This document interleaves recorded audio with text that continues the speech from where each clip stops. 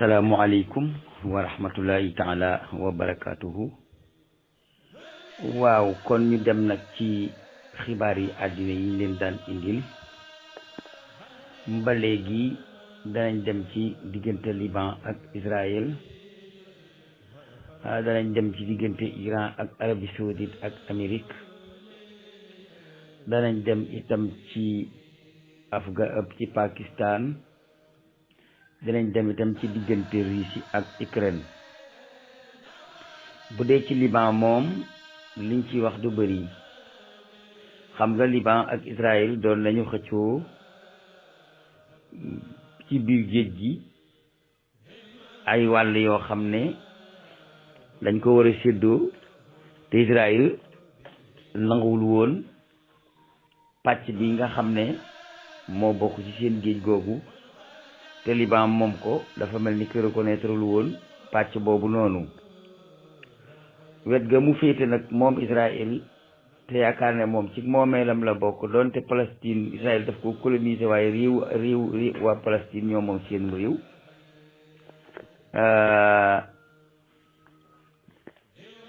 jote woon nañ ci loolu fekk Israël dafa gasoon benn teenu gaz ci géej gi boo xam ne da koo bëggoon a jaarale ci Bahru Ija dugal ko Europe mu jaar Aseyna, waaye ba ñu defaree seen teenu gaz ba noppi ba dara desul lu dul root ko, Hassan Nasrallah dafa wax ne Israël bu rootee teenu gaz bi wonu te rëdd ñu suñu diggante ak moom ba ñu xam fan la suñu digg ak moom, ñaareel ba ñun tamit ñu sañ a gas suñu gaz bi ñu am ci côté boobu man koo jaay comme Israël, kon danañ bombardé teenu gaz bi Israël defar. su boobaa mu nekkaat beneen guerre bu bees diggante Israël ak Hezbollah. loolu nag ba mu ko waxee Israël mel na ni gëmuñu woon la mu wax, waaye bañ demee ba cëgg desetul ci guy nag Israël xam ne lii Nasrallah wax dina ko def, mooy dina bombardé teenu gaz bi mu def ab doom, ñu déclaré beneen guerre bu kenn xamul kañ lay jëm. Israël mujj na woo Amérique ak walla ba Amérique di kee ñaan njëkk itam li Hassan Nasrallah waxoon mooy li ma wax rek mooy mën a am.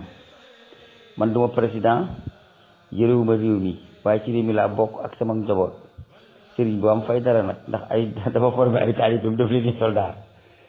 ci réew mi laa bokk ak sama njaboot.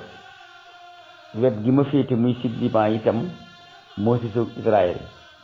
li tax ma jël samay dongo def leen soldat nag, ginnaaw gouvernement Liban amul kàttan nag défendre ma défendre sama bopp. loolu moo indiwul Hezbollah ñu formé ko, waaye ba loola amee ñu dem dugal tànk dugal loxo mu jàpp fi mu jàpp rek. Liban daal danañ xam fi seen géej yem, ñu xam liñ am ci gaz bi ci géej gi sañ koo gas.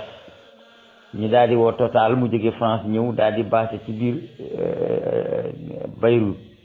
Hassan Nasrallah daal di monté ay missiles ne Israël benn litre doo ko root, te wanuñu ñu fan la suñu diggéem ak yéen ñu sañ a gas nag suñu gaz, bu ko defee gouvernement libanais di mën a gas gazam di jaay comme yow. Amérique dugg ci diggante bi di lijjanti ba léegi yàlla def na déggoo nañu, bëri dinañu yoon wi dox seen diggante. ba léegi Liban xam na li mu moom, Israël xam na la mu siif ci waa Palestine, ndax boobu waa Palestine ñoo ko moom. ba léegi Israël mën naa jaay gaasam, Liban gasi ab gaasam. loolu mooy li nga xam ne mooy xibaar yi jëm ci Liban.